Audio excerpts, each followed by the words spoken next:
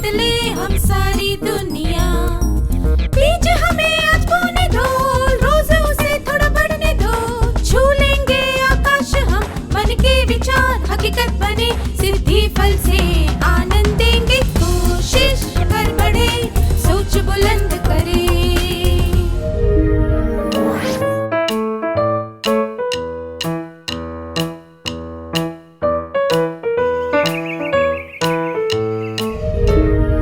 नमस्ते छात्रों, आप कैसे हैं? क्या हम इस सत्र की शुरुआत एक क्रियाकलाप से करें? इस क्रियाकलाप के लिए हमें 5-5 लोगों के समूह बनाने होंगे। प्रत्येक समूह को कुछ नई फिल्मों के 5 गीत चुनने हैं और उन गीतों की पहली पंक्तियों से एक नया गीत बनाना है। आपको गीत इस आधार पर चुनने हैं। समूह 1 किसी एक हीरो या हीरोइन के गीत चुनेगा। समूह 2 किसी एक गायक या गायिका के गीत चुनेगा। समूह 3 किसी एक संगीत निर्देशक के गीत चुनेगा।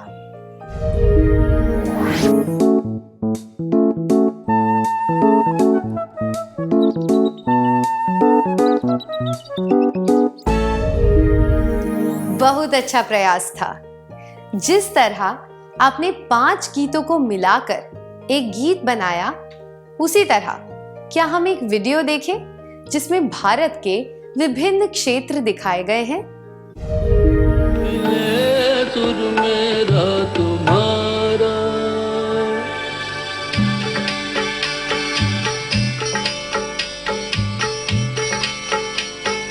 चैन तरज थई म्यान तरज, इकवट बनिए सान तरज। तेरा सुर मिले मेरे सुर दे नाल, मिलके बने एक नवा सुर ताल।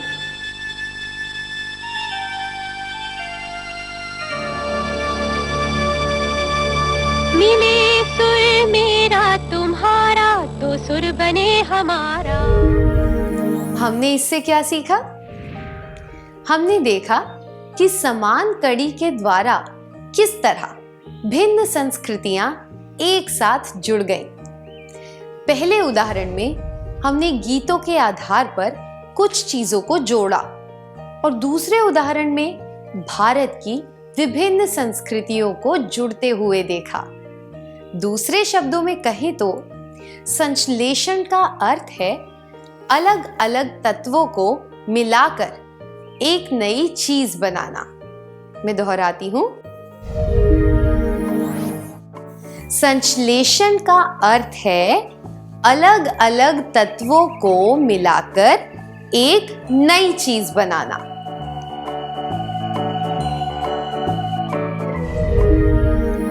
आइए एक उदाहरण के द्वारा यह समझने की कोशिश करते हैं कि संश्लेषण कैसे किया जाता है। मान लीजिए कि आपके पास आटा, नमक, हरा धनिया, लाल मिर्च, हल्दी और आलू है। आप आलू को उबालकर उसमें नमक, लाल मिर्च, हरा धनिया डालकर मसाला बना सकते हैं। फिर आप आटे को गूंथकर उसमें वह मसाला भरकर आलू के पराठे बना सकते हैं।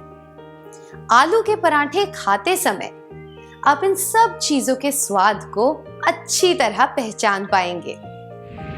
तो हम कह सकते हैं कि यह भी एक तरह का संश्लेषण है। आपने कुछ अलग अलग चीजों को साथ लेकर एक नई चीज बनाई। आइए अब एक क्रियाकलाप करते हैं। आपको 5-5 लोगों के समूह बनाकर बैठना है। प्रत्येक समूह को रंग बिरंगे आकारों वाले कागज के टुकड़े दिए जाएंगे। आपको इन आकारों का प्रयोग करके एक नई चीज बनानी है। आप अपनी पसंद के अनुसार कोई नया आकार या कोई चित्र बना सकते हैं। क्या आप तैयार हैं?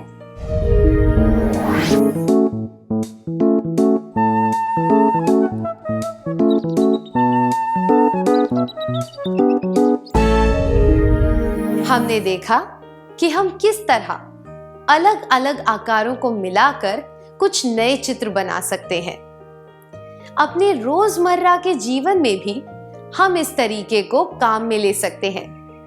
क्या हम इसके बारे में और जानें? मालिनी एक लेखिका है। एक पत्रकार उसका इंटरव्यू लेने आया। वह उसकी सफलता का राज जानना चाहता था। मालिनी ने जवाब दिया, मेरे एक शिक्षक थे जो सारी आलोचनाओं को बहुत धैर्य से सुनते थे।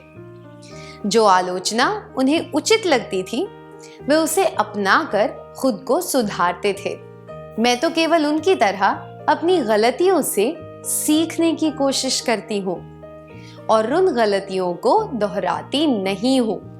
यही मेरी सफलता का राज है। हमने मालिनी से क्या सीखा? जीवन में हम जितने भी लोगों से मिलते हैं उन सब में कोई ना कोई विशेषता होती है। हम उनसे कुछ सीख सकते हैं। उन विशेष गुणों के लिए हम उन्हें अपना आदर्श मान सकते हैं। जब हम उनकी तरह उन विशेष गुणों को अपनी ताकत बना लेंगे तो हम भी उनकी तरह दूसरों के लिए आदर्श बन सकते हैं। इसलिए संश्लेषण से हमें आदर्श और अनुकरणीय व्यक्ति बनने में मदद मिलती है।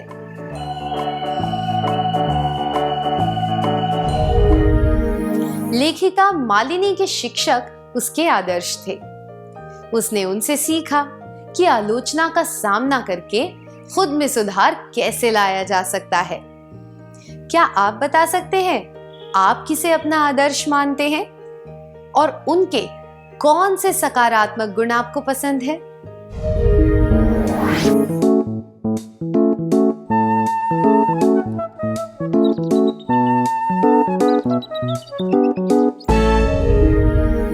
अपने विचार बताने के लिए धन्यवाद। अब एक क्रियाकलाप करेंगे। आप ऐसे किसी व्यक्ति को तो जानते होंगे जिसे आसानी से गुस्सा नहीं आता, जो बहुत विनम्रता से बात करता है, जो सोच समझकर पैसे खर्च करता है, जो हमेशा खुश रहता है। आपने ऐसे ही कुछ लोगों के बारे में बताया। ये कुछ गुण हैं जो कई लोगों में होते हैं, पर कुछ लोग विशेषज्ञ होते हैं। उदाहरण के लिए, कई लोग बहुत मजाकिया होते हैं, पर ऐसे बहुत कम लोग होते हैं जो दूसरों को ठेस पहुंचाए बिना हंसी मजाक कर पाते हैं। एक क्रियाकलाप के द्वारा हम कुछ लोगों की ऐसी ही विशेष योग्यताएं पहचानने की कोशिश करेंगे। आपको स्क्रीन पर कुछ विशेष योग्यताएं दिखाई जाएंगी। आपको ऐसे लोगों को पहचानना है जो उस योग्यता के सबसे उचित उदाहरण रूप हो सकते हैं। ठीक है? योग्यता, उचित उदाहरण या आदर्श व्यक्ति। कठिन परिश्रम, दृढ़ता, अच्छी तरह समय का सदुपयोग करना, रिश्तों का आदर करना, सोच समझकर पैसे खर्च करना, अच्छी आदतें होना, अच्छे शौक होना।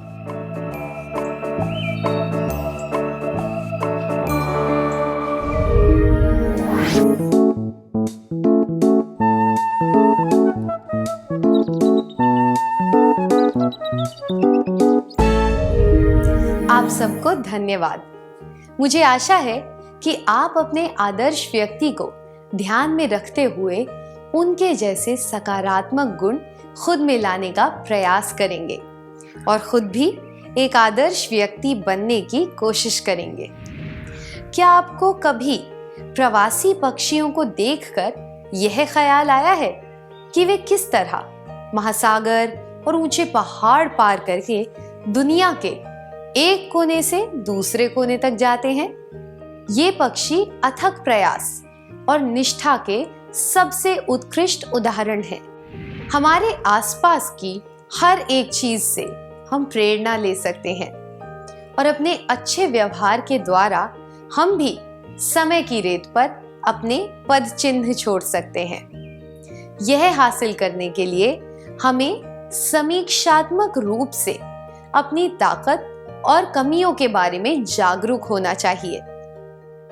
हमें अपनी ताकत को बढ़ाते हुए अपनी कमियों को दूर करना चाहिए। क्या अब हम सत्र का सार संक्षेप कर लें?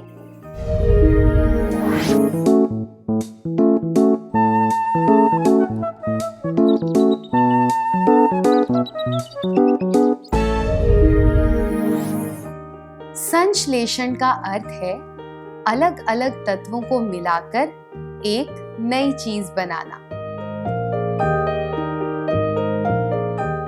संश्लेषण से हमें आदर्श और अनुकरणीय व्यक्ति बनने में मदद मिलती है। इतनी अच्छी तरह सार संक्षेप करने के लिए धन्यवाद। आइए अब थोड़ा गृह कार्य लिख लेते हैं ताकि ये बातें हमें अच्छी तरह याद रहें।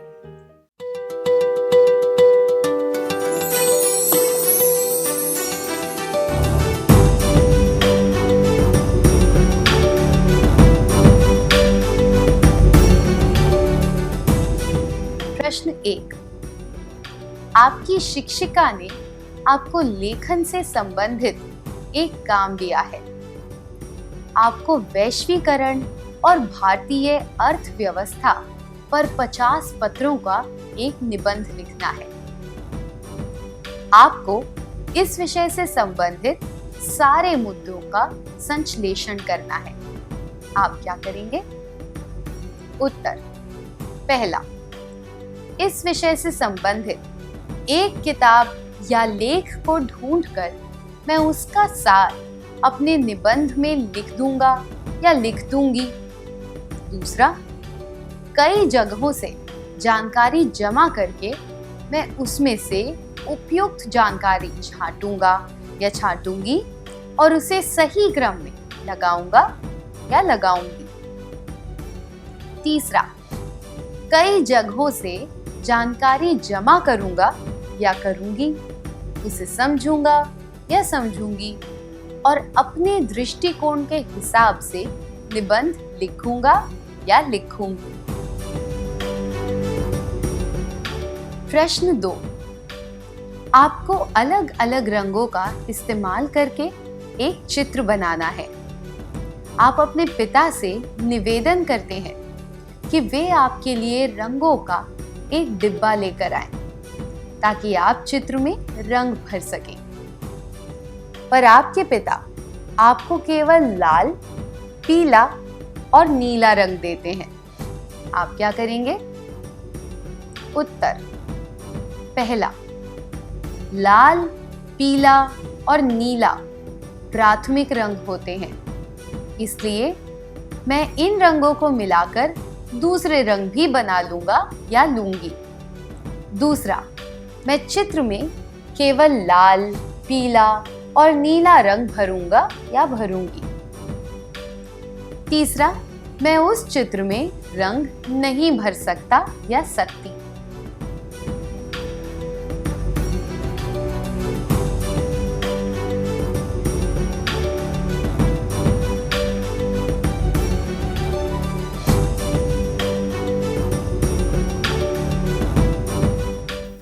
क्या आप अगली बार आने से पहले गृह कार्य पूरा करके लाएंगे? तब तक के लिए अलविदा।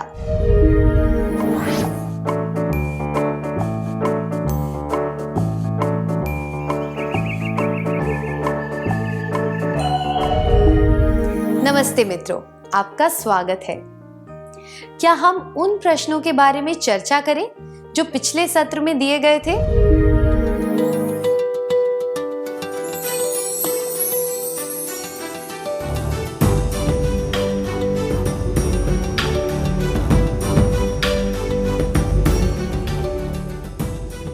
प्रश्न 1। आपकी शिक्षिका ने आपको लेखन से संबंधित एक काम दिया है। आपको वैश्वीकरण और भारतीय अर्थव्यवस्था पर 50 पत्रों का एक निबंध लिखना है। आपको इस विषय से संबंधित सारे मुद्दों का संश्लेषण करना है। आप क्या करेंगे? पहले प्रश्न का यह जवाब इस विषय से संबंधित एक किताब या लेख को ढूंढकर मैं उसका सार अपने निबंध में लिख दूंगा या दूंगी अनुचित है। यह विस्तृत लेखन कहलाएगा। दूसरा जवाब, कई जगहों से जानकारी जमा करके मैं उसमें से उपयुक्त जानकारी छांटूंगा या छांटूंगी और उसे सही क्रम में लगाऊंगा या लगाऊंगी, यह भी उचित नहीं है। इसे समुचित या फिर संग्रह लेखन कहा जाएगा। समुचित और विस्तृत लेखन दोनों में ही इस विषय से संबंधित मुद्दों का संश्लेषण नहीं है और ना ही इनमें आपका दृष्टिकोण बताया गया है। तीसरा जवाब, कई जगहों से जानकारी जमा करूंगा या करूंगी, उसे समझूंगा या समझूंगी और अपने दृष्टिकोण के हिसाब से निबंध लिखूंगा या लिखूंगी उचित है, क्योंकि इसमें जानकारी का संश्लेषण किया गया है और आपने अपना दृष्टिकोण भी बताया है। आपका जवाब क्या है?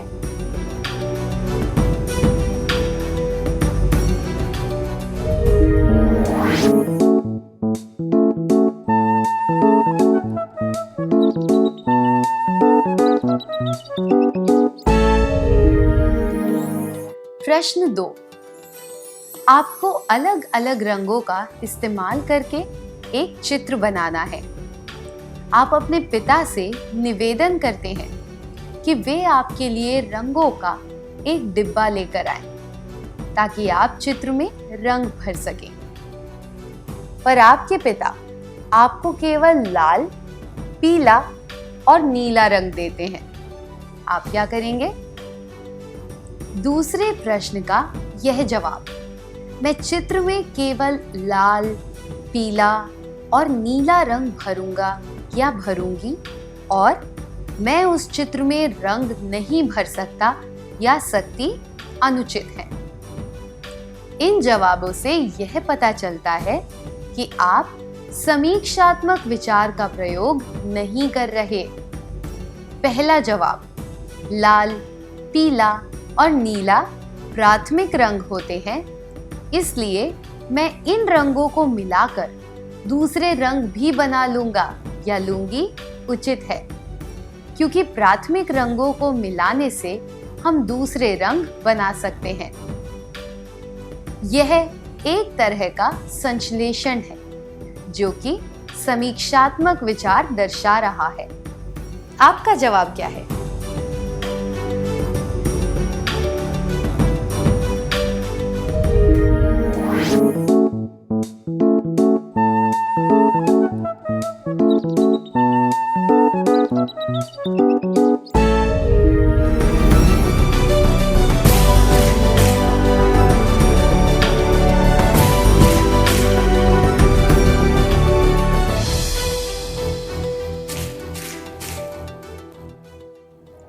अगर आपके सारे जवाब सही थे तो आपको बधाई हो।